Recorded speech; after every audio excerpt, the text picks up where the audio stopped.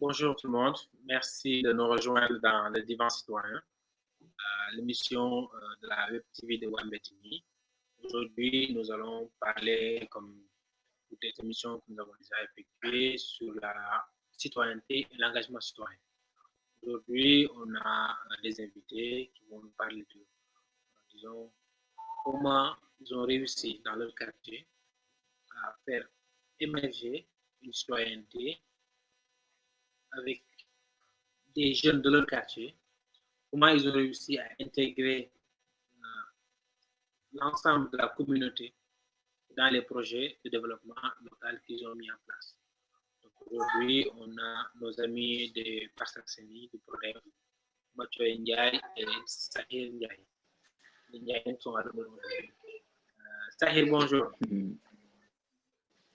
Bonjour Aboubakri. Et on est très fiers de prendre part à cette émission, à cette grande émission. Merci beaucoup. Comment ça va, Mathieu?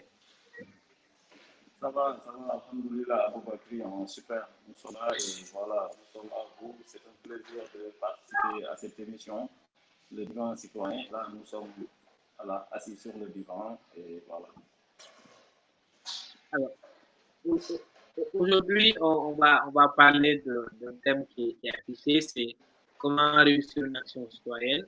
Parce que vous, dans votre quartier, vous avez réussi à aujourd'hui fédérer l'ensemble des jeunes, des jeunes et des moins jeunes d'ailleurs de votre quartier. L'idée, c'est aujourd'hui de présenter votre quartier et aussi les actions que vous faites. Donc, on va commencer par ça. Tu vas nous présenter l'initiative, comment elle s'appelle et comment elle est née. Ok, merci encore Aboubakri. Donc voilà l'initiative. Donc nous sommes le projet pour le développement de l'unité 4, donc PRODEF 4. Donc nous sommes un groupe de jeunes, donc issus du même quartier. Donc la plupart sont nés ici, les autres ont grandi donc dans ce quartier. Donc on s'est regroupé en une synergie, en une force, donc pour en fait essayer de voir comment sortir donc de notre quartier de certaines difficultés, à savoir l'insalubrité, et les problèmes environnementaux. Donc c'est ça, donc c'est sur la base de cette préoccupation donc qu'on s'est réunis. Donc et je pense que depuis moins de 2 ans, donc, on a réalisé pas mal d'activités, donc allant dans le sens, c'est-à-dire la propreté et également l'environnement. Donc, nous sommes composés donc de beaucoup de jeunes. Nous sommes beaucoup de jeunes. Je n'ai pas donné le nombre, mais nous sommes donc beaucoup de jeunes. Donc, il y en a parmi nous, il y a des jeunes cadres, il y a des ouvriers et il y a même des chômeurs. Mais ce que nous partageons en commun, donc, c'est l'engagement. Voilà, ce que nous partageons en commun, c'est l'engagement, c'est la volonté de réussir, la volonté de rendre notre cadre de vie meilleur. Et je pense que nous ferons donc avec les moyens du bord. Voilà, donc on est une association, disons, apolitique. Voilà, on compte sur nous-mêmes, on compte sur notre propre financement. Bien entendu, on est aidé également, appuyé donc par d'autres structures comme Camp Climat et Nebeda. Et on va y revenir après. Donc tout cela, on va y revenir plus tard. Mais donc, à part ça, donc, vous comprenez juste que tout ce que nous faisons, nous le faisons par nos propres moyens, nos maigres moyens, mais avec un engagement quand même très grand, un engagement énorme, ce qui nous permet quand même de réussir pas mal de choses depuis le début. Et Inch'Allah, nous espérons que cela va continuer de plus belle. Ok, merci beaucoup pour la présentation, mon cher Sahir. Alors, Mathieu, aujourd'hui, le PRODEF 4, donc, si tu veux situer PRODEF 4 dans Dakar, parce qu'on va parler des partenaires, on imagine que c'est à Dakar. Comment aujourd'hui tu peux situer votre quartier sur Dakar? Bon, si je comprends la question, Aboubakri, c'est si jamais, par exemple, un quartier riverain, un quartier de Dakar, bon, faire pareil comme le Prodep 4. En fait, déjà, hein, je vous le dis, les quartiers riverains qui sont à nos côtés commencent à s'intéresser, commencent à vouloir essayer vraiment de faire ce que nous sommes en train de faire. En fait, avant tout, il faut être un citoyen concerné. Parce que le citoyen concerné, c'est un citoyen qui n'a pas toujours les bras croisés, qui n'est pas toujours là à regarder les infos, à attendre que son gouvernement, à attendre que peut-être la localité vienne pour vraiment changer le cadre de vie ou bien apporter cette hygiène publique que nous méritons tous. Du coup, en fait, si un quartier voudrait faire comme nous, projet de développement de l'unité 4, ce ne serait pas du tout difficile pour nous de les accompagner ou bien de leur expliquer comment nous avons fait pour réussir cela. Parce que le projet, déjà, avant de lancer le projet, nous avons eu à faire beaucoup de réunions. Nous avons eu à faire beaucoup de réunions. Avant tout aussi, nous avons mis au courant le chef de quartier et le conseil de quartier. On a eu le aval, on a eu la bénédiction. On a eu aussi la bénédiction quand même des notables du quartier, des imams et tout. On a eu le prière avant de lancer le Prodep. Et une fois le Prodep lancé, on a eu à cartographier le quartier. Parce que nous sommes dans un quartier de la banlieue qui compte plus de 400 maisons, voire plus de 5000 habitants. Donc, ce n'est pas facile de fédérer ces gens, même si on a grandi ensemble, même si même la personne qui n'a pas grandi ici, c'est sûr, peut-être qu'il a sa famille ici, il est venu. Toute personne qui habite dans le quartier, actuellement fait partie du quartier. Nous nous sommes dit, on veut une participation inclusive. On va faire une démarche inclusive. On va essayer de faire des VAD, des visites à domicile. On a cartographié le quartier, on a divisé. Et on s'est programmé. Ça, je l'ai dit tout à l'heure. Hein. Il n'y a pas que les chômeurs, il y a moins de chômeurs même. La majorité des membres du projet, ils ont le travail, ils ont les occupations professionnelles et tout ça, ils ont le vie privé. Mais quand même, on s'est arrangé, on a fait des VAD. Actuellement, au moment où je vous parle, on a fait, je pense, plus de 300 maisons dans le quartier. Et on est allé frapper à toutes les portes. Bon, on s'est approché du chef de famille, soit le père, la maman.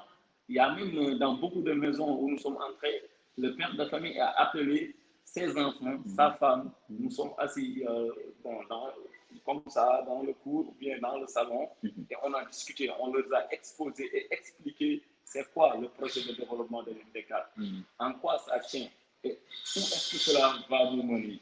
On leur a dit que c'est un projet qui tient à cœur la sécurité du quartier, l'éclairage public du quartier, le verdissement de mon quartier. Aussi, il faut le dire, hein, lutter contre l'insalubrité, parce que l'insalubrité est vraiment un grand souci dans nos quartiers, surtout les quartiers de la banlieue. Aussi, l'environnement, ça nous tient à cœur parce que voilà là où nous en sommes dans le monde actuel. Du coup, pour amener un quartier à vraiment s'imprégner ou bien à faire comme nous avons eu à faire, ce ne serait pas du tout difficile. Déjà, on prépare des ateliers avec des quartiers riverains qui commencent à nous contacter pour les approcher et leur expliquer comment on a pu faire pour réussir ce modèle et qu'on a pu intégrer en majorité toute la jeunesse du quartier, que même si, par exemple, Demba, il ne vient pas participer aux réunions, Demba, il ne participe pas dans le groupe WhatsApp et tout ça, mais Demba, quand on appelle au travail, quand il y a des activités qui sont menées, Demba, Ousmane, Fanta, on les voit sur le terrain, ils participent, ils viennent, ils apportent leur soutien, que ce soit idéologique, financièrement, et voilà. Ça, c'est notre combat. On n'attend pas que la personne vienne, on ne dit pas que Sahir ne participe pas, Sahir, il est là, il aime faire, voilà, il est égoïste et tout ça. Non, non. Au Prodep 4, ça n'existe pas. On te voit, tu es dans le quartier, tu es jeune. Nous sommes engagés, on va faire tout, on va faire en sorte que tu t'engages comme nous, que tu amènes d'autres jeunes à s'engager et vraiment on réussit cela. Parce que aussi, avant tout, il faut le dire à Aboubakri, c'est un engagement citoyen, c'est du bénévolat, mais aussi c'est du jamouyal, comme on le dit. Parce que quand notre quartier est salubre, quand notre quartier est verdoyant, quand notre quartier est éclairé, quand notre quartier est sécurisé, quand notre quartier, il n'y a pas les eaux pluvieuses qui stagnent. Non, c'est nous, c'est notre quartier. Voilà, bon, je ne sais pas, mais je pense que je vais en rester là. Ça, c'est juste ça, quand même. On est là. Tout quartier qui est prêt à nous recevoir, nous sommes prêts à y aller et à leur expliquer comment réussir le modèle du Prodevcat.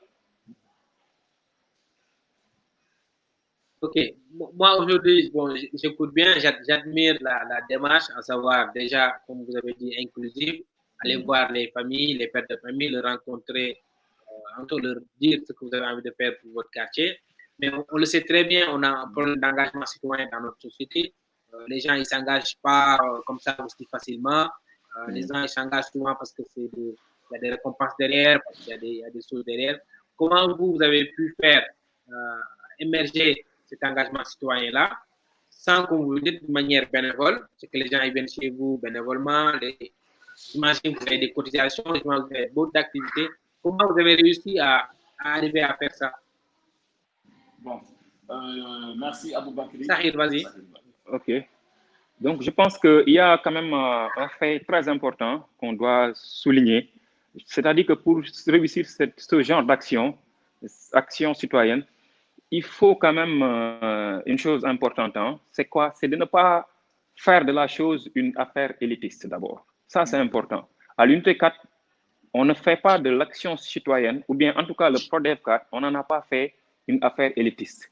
Voyez-vous, par exemple, tout à l'heure, je vous parlais des chômeurs, des ouvriers, c'est-à-dire on est un ensemble avec diverses composantes pour vous montrer que en fait on est sensible à toute cette diversité en fait. Voilà, c'est-à-dire que pour qu'il y ait réussite, pour faire adhérer les gens, il faut quand même que les gens sentent que ils ont leur place dans ce que vous faites. Voilà, c'est ça quoi. Et nous, c'est ce qu'on a compris quand même. C'est ce qu'on a compris. Parce qu'on a vu ici dans ce quartier que même les gens les plus, je dirais, récalcitrants, les gens qui ne, que, en tout cas moi, je ne les ai jamais vus s'engager sur quoi que ce soit. Le jour du reboisement, lors des 7-7, je vois ces gens-là sortir et suer comme pas possible.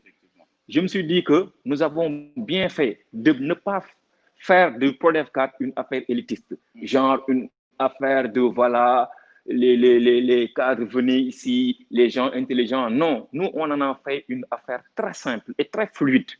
Voilà, on leur explique tout simplement que tout ce que nous voulons, d'ailleurs, Mathieu a donné tout à l'heure une expression quand même qu'on a souvent tendance à entendre dans la bouche des membres même du Prodevcat, c'est-à-dire Jaamu Yàlla. Voilà, si vous assistiez par exemple dans nos réunions, souvent il n'est pas rare de voir quelqu'un dire man dama bëgg jaamu Yàlla ci association bi.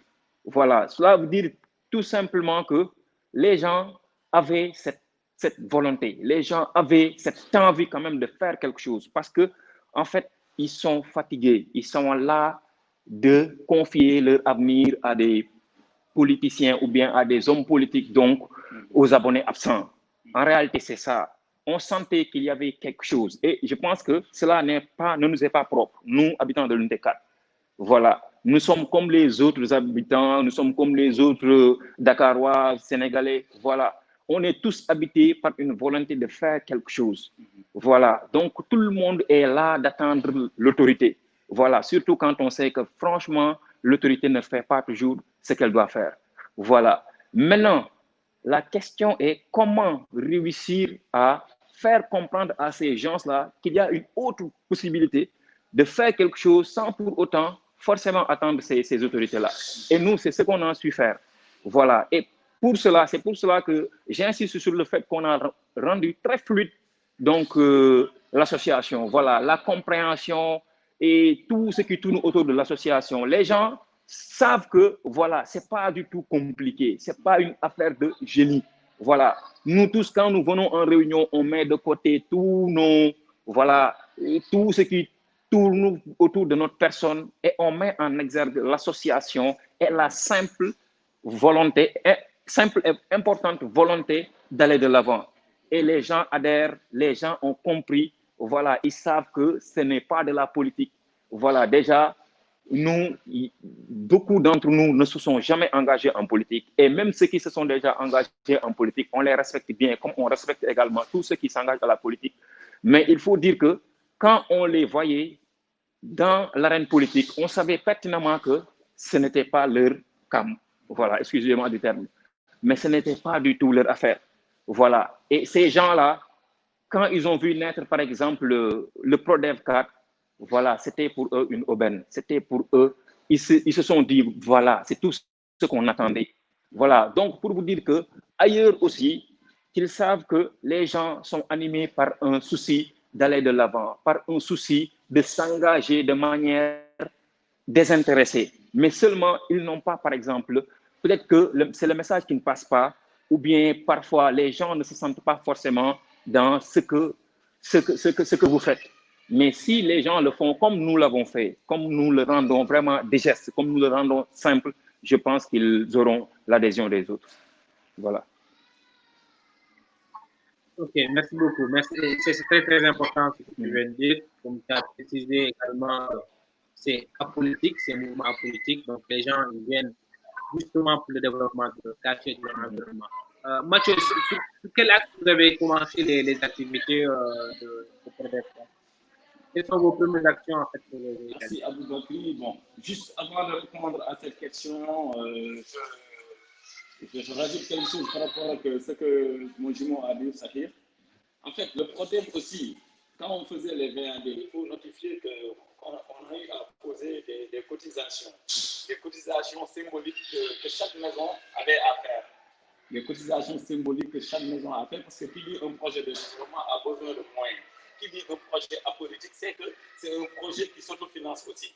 Parce qu'on n'attend pas qu'un certain genre, une personne vient d'ailleurs, ou bien, voilà, venir nous dire que, attends, je vous donne ceci, cela, pour attendre ultérieurement autre chose du problème. Non, non. On a érigé des cotisations symboliques. Je peux dire de 7 500 pour chaque maison. Des cotisations symboliques de 7 500 pour chaque maison, et c'était une cotisation que l'on a à faire une seule fois. Ce n'est pas une cotisation qui se répète. Après, on nous a dit, et vous savez, quand on faisait les VAD à Aboubakri, je vais juste parler de ça une minute. Il y a des dizaines de maisons où l'on est entré, on a parlé de la cotisation, des structures et tout ça. Le jour même, avant de sortir de là, les cotisations, on les a reçues. Avant même que les reçus qu'on avait eu à préparer, genre, pour en titre de, voilà, parce que quand une personne te donne de l'argent, genre 7 500 et tout, des fois, la traçabilité, c'est très important. On a reçu énormément de cotisations avant même que les reçus ne soient disponibles. En même temps, aussi, le problème ne se limite pas à ça, côté cotisation. Nous sommes en phase que quand le projet sera structuré, parce que ce n'est pas encore structuré, que des cotisations aussi symboliques mensuelles de 3 000 francs chaque maison soient faites par les populations ou bien par les maisons, chefs de maison. Parce qu'on entre dans une maison, il y a le père de famille, il y a la maman, mais il y a en fait, les jeunes comme nous qui sont là-bas. Cette cotisation-là, ce n'est pas obligatoire que le père de famille donne cette cotisation ou bien la maman. Mais par exemple, s'il y a Sahir qui est là-bas, nous connaissons tous. On sait que Sahir peut donner cette cotisation. Donc, c'est à Sahir que l'on dit, Sahir, c'est toi le relais de cette maison. C'est à toi de donner cette cotisation. Aussi, c'est à toi, par toi que passera toutes les informations qui émanent du problème. Donc, tu es le relais, c'est à toi de partager cela dans la famille et tout ça. Donc, pour revenir de la première activité qu'on a eu à faire, c'était au mois d'avril 2019, après les élections présidentielles de mars 2019. Nous avons eu à organiser un méga settle. On l'avait appelé le Week-end Settle Inter 4. C'était autour, je pense, du 28 et 27 et 28 avril. On a eu à faire un méga settle. On a eu à faire même des caravanes. On a, je pense, 3 jours de caravane, 3 jours de caravane sonorisés pour inciter les gens à sortir, pour appeler les gens à se mobiliser et vraiment à nettoyer tout le quartier. On ne voulait voir aucun déchet et on l'a réussi. Le week-end settle fut une réussite extraordinaire. Notre première activité, c'était ça, le 27 et 28 avril 2019. C'est pour les vidéos que nous sommes en train de voir là. Voilà. Voilà, c'est ça. Ça, c'est je pense que c'est la deuxième. C'est la deuxième steak. Hein? C'est la deuxième activité de Mega 7 parce que vous voyez les plantes et les plantes n'étaient pas là lors de la première activité. Effectivement, parce que c'est peut-être ça qui fait aussi la force de la chose, c'est que vous avez commencé par ce qui est l'hygiène, parce qu'on sait tous qu'on a un problème dans nos quartiers, tout ce qui concerne l'hygiène et l'assainissement, et vous avez démarré par l'hygiène, et en vous impliquant directement. Et j'aimais aussi le fait de vous dire qu'aujourd'hui, dans les cotisations, vous avez une sorte de traçabilité. C'est-à-dire que voilà, quand les gens ils donnent pour la communauté, ils donnent pour votre quartier, et ça se voit, vous avez des reçus, vous avez des preuves comme quoi que ça a été fait, ça a été donné. Je pense que ça, c'est très important quand on veut réussir une action citoyenne, c'est de montrer aux gens que l'argent que vous donnez, on peut vous donner tout de suite un reçu, et ce n'est pas l'argent que vous donnez à Mathieu, ce n'est pas l'argent que vous donnez à Sahir, c'est l'argent que vous donnez pour le quartier. Et je pense que c'est ça qui fait aussi une réussite. Donc, parce que comme on est en train de lister comment réussir une action citoyenne, ça en fait partie. Et donc, je posais aussi la question à savoir, au-delà du TCTL, vous êtes passé à quoi d'autres comme activité dans votre quartier? Je vais poursuivre. Bon. Voilà, donc bon, je pense que Mathieu est plus apte à, voilà, et il a plus de mémoire, donc voilà, il va énumérer les activités, mais je pense que après le premier 7-7, donc c'est 7-7 encore, voilà, donc vas-y. Bon, je pourrais répondre, mais bon, voilà, je vais essayer. Aboubakri, on a fait un méga 7-7 le 27 et 28 avril 2019. C'était pour lancer le projet. C'était pour lancer le projet, dire aux populations qui n'étaient pas au courant. Parce que quand on a fait les VAD, il y a eu beaucoup de lamentations. De gauche à droite, les gens disaient que nous ne sommes pas au courant, pourquoi. Il y a aussi beaucoup de critiques. Il faut dire ça. Parce que, vous savez, dans certaines maisons, on nous disait, mais voilà, il y a une association, vous n'êtes pas mais vous m'avez fait, waouh, il y a des politiciens, de côté de bataille. Voilà, du coup, on a eu à faire un 7-7, ça a réussi. Mais on a noté que aussi, dans nos quartiers, il y avait beaucoup de gravats qui sont laissés volontairement dans les rues. C'était des tas de gravats, des dépôts sauvages de gravats, vraiment que l'on voyait de gauche à droite. Ça faisait mal, ça faisait très mal. Et on s'est dit que non, avant de vraiment d'aller plus loin, on a fait des 7-7 une fois, 2 fois, voire 3 fois. Maintenant, il faut lancer la campagne d'enlèvement des gravats. Parce qu'il y avait énormément de gravats dans nos rues. Il y avait vraiment des dépôts de gravats. C'était compliqué. Donc, comme ça, on a lancé cela, on s'est dit, il faut se préparer. Parce que les gravats, ça nécessite beaucoup de moyens. Bon, les cotisations, ça venait de gauche à droite. Alors, on a lancé cette campagne que l'on a réussi. On l'a lancé, on a eu des soutiens de gauche à droite, des habitants du quartier, on a eu des chèques de 50 000, de 100 000, et les gens ont contribué quand même. Et bénévolement, hein, on n'a même pas allé.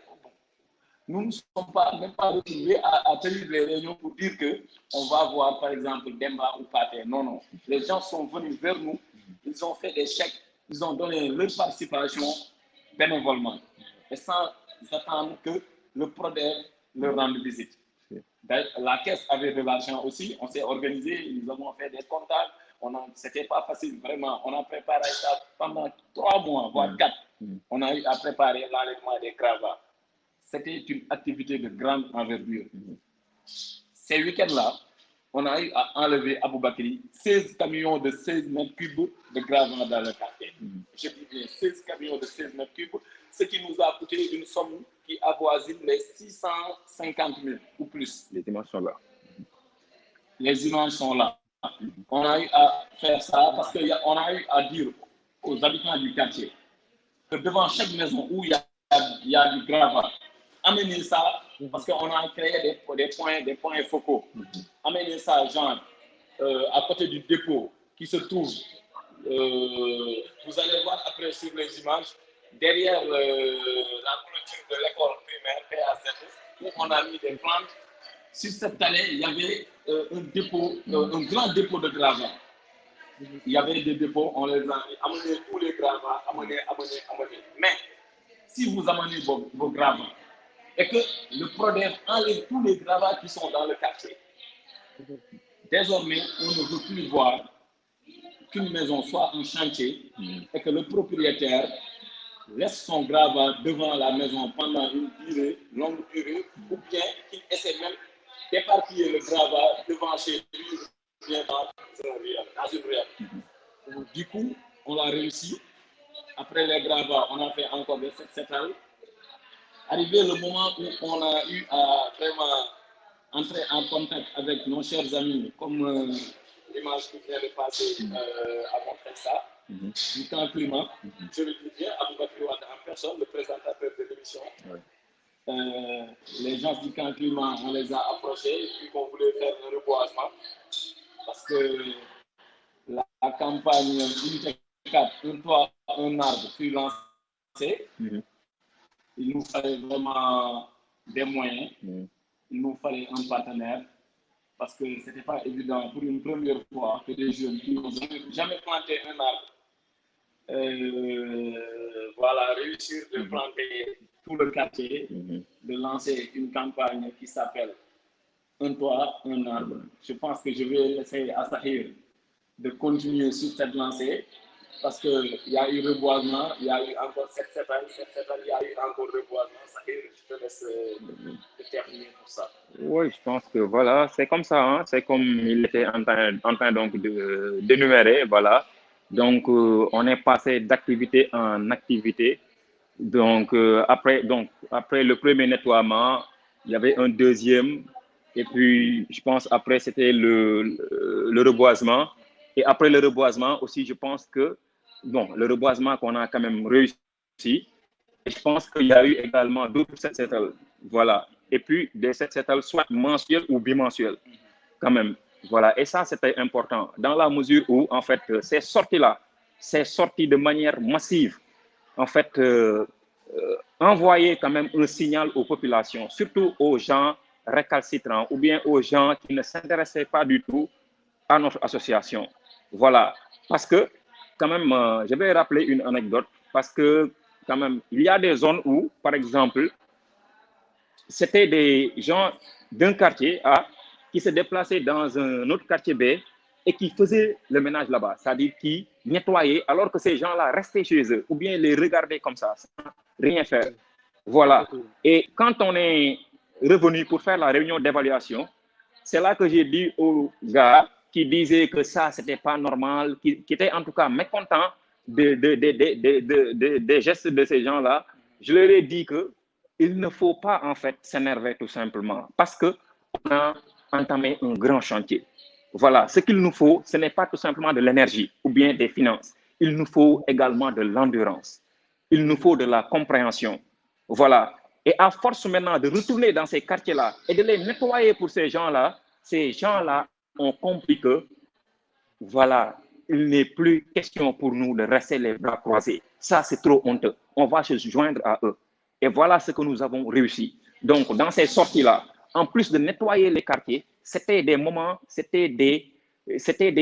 comment dirais-je, des moyens de lancer également des messages, de montrer aux autres que si vous ne venez pas vous rejoindre, nous ne vous attendons pas. Si vous restez chez vous, croisez les bras, on va continuer à nettoyer à votre place. Et ces gens-là, parce que ici dans ce quartier, les gens se connaissent. Voilà. On sait que voilà, telle personne, et pourtant, il fait son boulot normalement. C'est quelqu'un qui n'a pas trop de temps, et malgré tout ça, qui se sacrifie, qui donne son dimanche, et qui, voilà, vient dans ton quartier et nettoie pour toi. Tu te dis que non, ça quand même, je ne vais plus vivre ça. Voilà, je vais m'imprégner, je vais m'engager.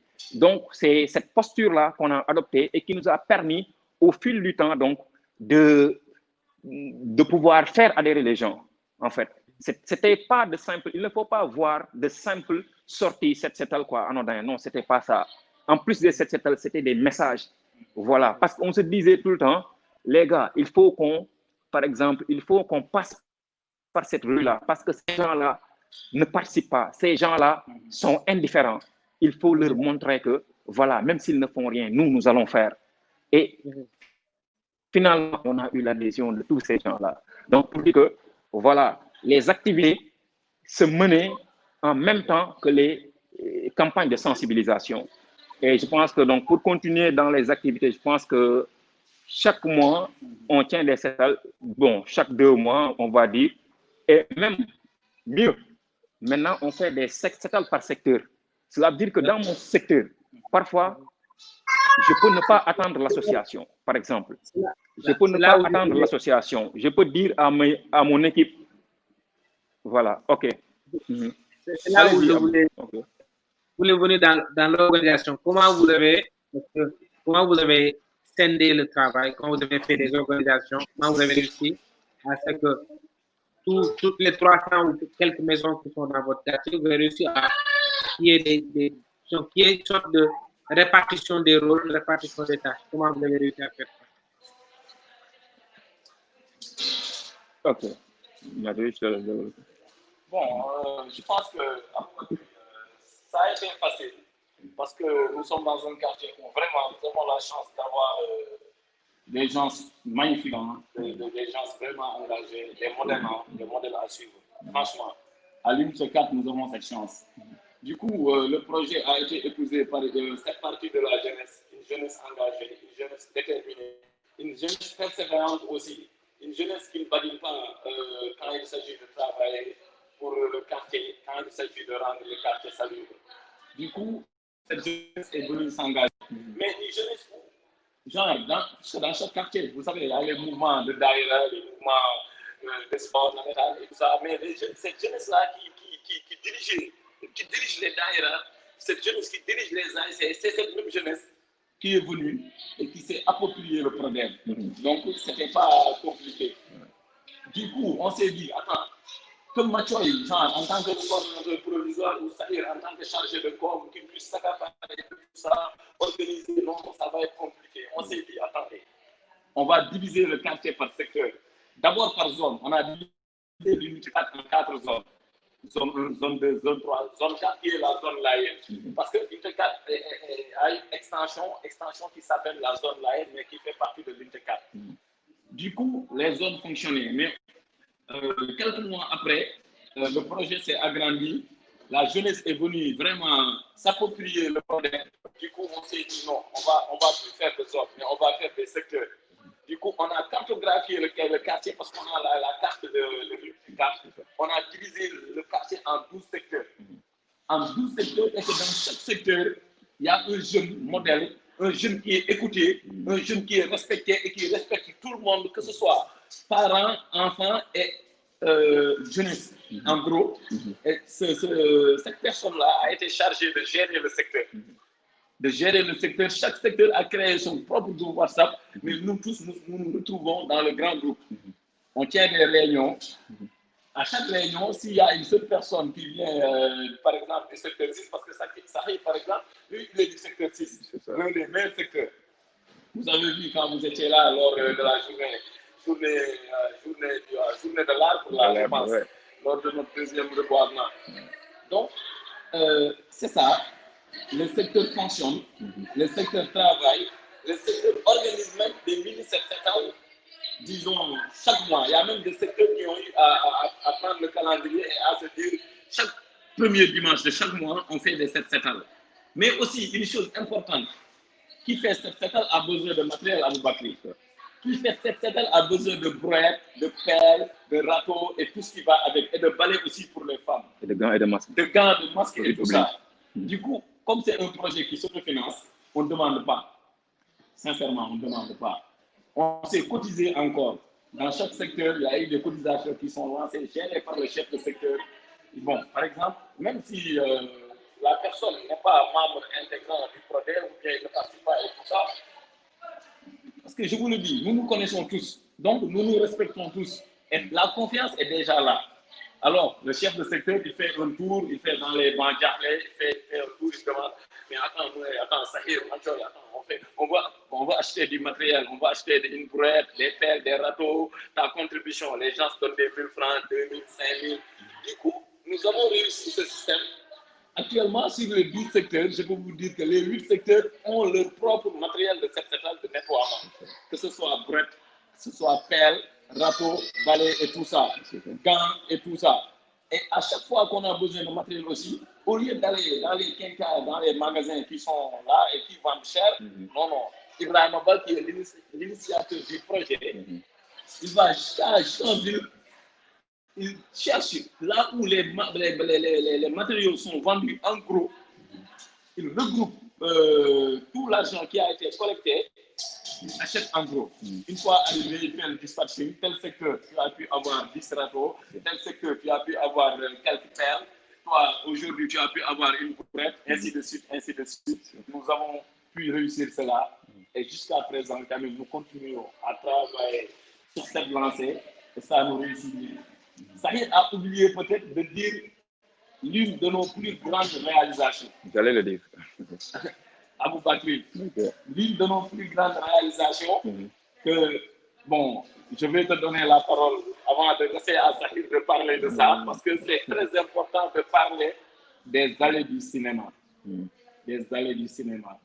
Ok, bon, voilà, les allées du cinéma. Donc, qui connaît les allées du cinéma, donc, sait déjà que ce lieu-là occupe une place, donc, stratégique. Parce qu'on peut considérer cette place comme l'entrée, en fait, de l'unité 4.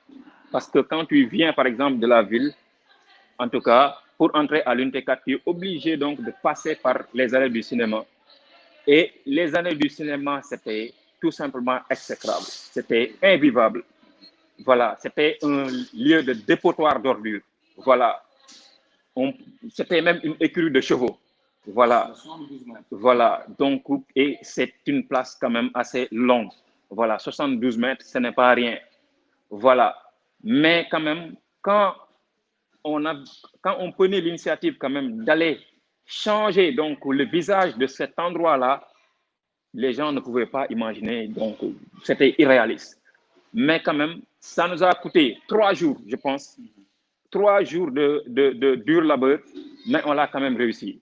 Voilà, on a dégagé tous les déchets qui étaient là-bas. Tous les déchets qui étaient là-bas. On a usé de pics et tout pour mettre sur le périmètre 200 pneus, je pense. 200 pneus. On a mis sur le périmètre 200 pneus.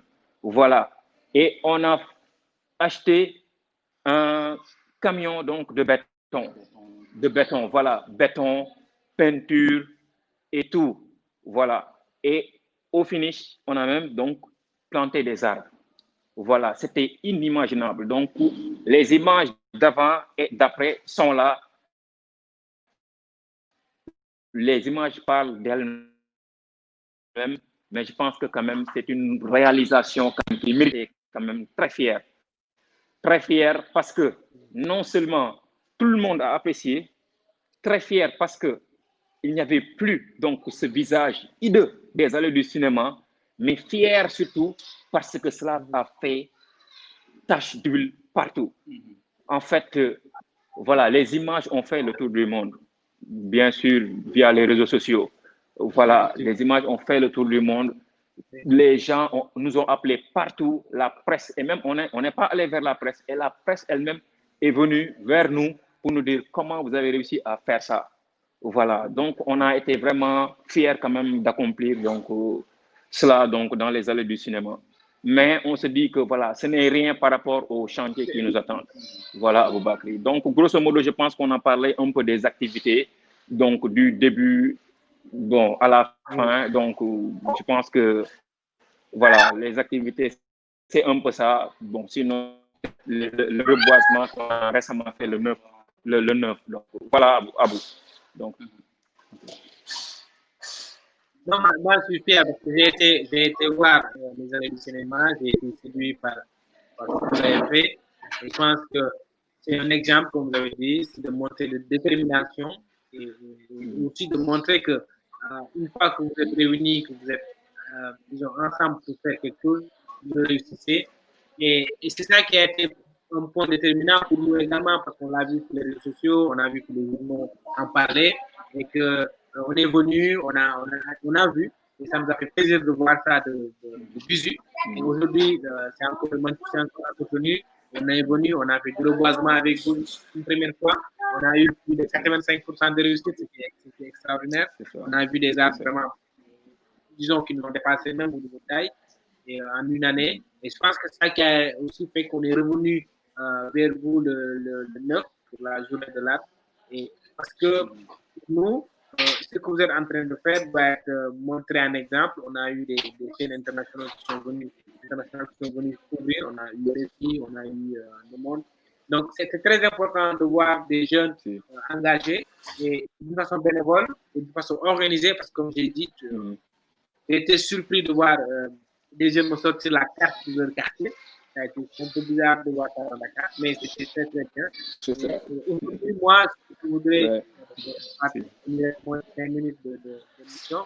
Je voudrais vous dire aujourd'hui quelles sont vos perspectives, qu'est-ce que vous attendez, disons, de vos amis qui sont dans votre quartier, aussi des quartiers environnants, quoi.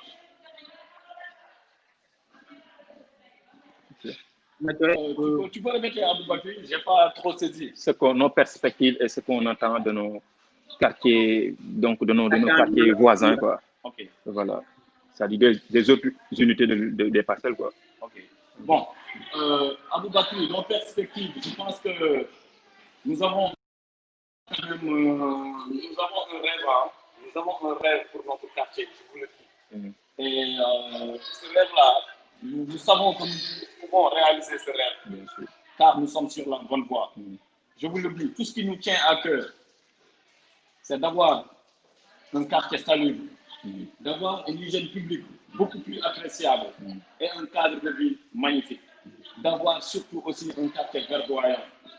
Nous avons un projet déjà de faire de nos... nous avons trois petits terrains dans le quartier. Nous envisageons de réaliser sur ces sites espaces publics, terrain de foot, terrain de basket. Ça. Nous sommes en phase. Nous sommes en train d'essayer de trouver des partenaires extérieurs parce qu'il y a nos frères, qui habitent le quartier, qui sont peut-être à l'étranger et qui insistent souvent à ce que le PRODEL essaie de trouver des gens de relations, de partenariat pour pouvoir nous pousser un peu, vu que c'est un projet apolitique. Nous avons le projet de faire nous-mêmes le pavage de nos rues, surtout de la grande rue. Nous avons ce projet-là. Nous sommes en phase. Nous avons le projet d'amener notre école primaire qui est là, cette école où nous tous nous sommes passés, d'en faire encore aujourd'hui une école d'excellence. D'en faire encore aujourd'hui une école d'excellence. Nous avons le projet d'œuvrer dans le social, que le quartier soit uni, que l'on soit un quartier solidaire, que l'entraide soit encore beaucoup plus apprécié, parce que ça se meurt. Ça se meurt par rapport à il y a 20 ans ou il y a 30 ans. Moi, je suis né ici, j'ai 37 ans, je connais bien ce quartier.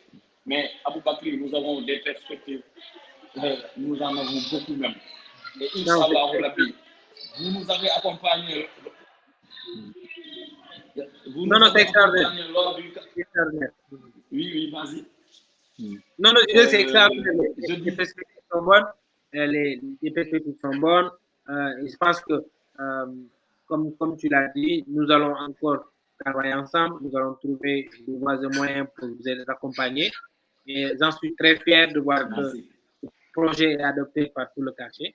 Donc moi, malheureusement, le temps est là. Je voulais vous remercier pour l'invitation que vous avez acceptée. Je suis très fier aujourd'hui de belles choses pour votre quartier. Et j'invite tous les amis qui nous suivront à aller voir ce que vous êtes en train de faire. C'est un modèle pour moi. Et on a vu que le pays est en train de changer. Il faut des jeunes comme vous, engagés, volontaires, pour que ça change.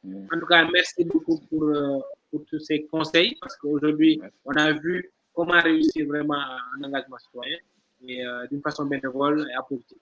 Voilà. Merci beaucoup à toi, Sahil. Merci beaucoup à Mathieu. Et merci, je vous laisse les derniers mots. Merci à vous. Ok, Abou, merci quand même. C'est vraiment une fierté quand même de participer à cette émission, donc que nous voyons vraiment très intéressante. Donc parce que quoi qu'on puisse dire quand même, l'engagement citoyen quand même gagne de l'ampleur au Sénégal, et ça quand même c'est intéressant. Donc voilà, donc nous vous encourageons également à encourager donc l'engagement citoyen. Et je vais terminer par tout simplement nos perspectives. Effectivement, je dis tout simplement que nous avons des perspectives. Nous rêvons grand. Voilà. Et notre rêve ne se limite pas tout simplement à notre unité, qui est une portion par rapport à ce que représentent les Parcelles Assainies. Notre rêve, c'est d'inspirer les autres unités, d'inspirer au niveau national et voire continental. C'est cela que nous voulons. C'est ça. Nous voulons que les jeunes n'attendent plus les autorités. Nous voulons que les jeunes s'engagent eux-mêmes. Parce que quand même, l'engagement citoyen, seul l'engagement citoyen, donc, je pense, pour nous aider à trouver le salut dans ce Sénégal et dans cette Afrique. Merci. Merci beaucoup. Merci Nahir. Merci à Mathieu. Ce fut un réel plaisir. On aura une deuxième émission forcément pour venir déjà sur le terrain.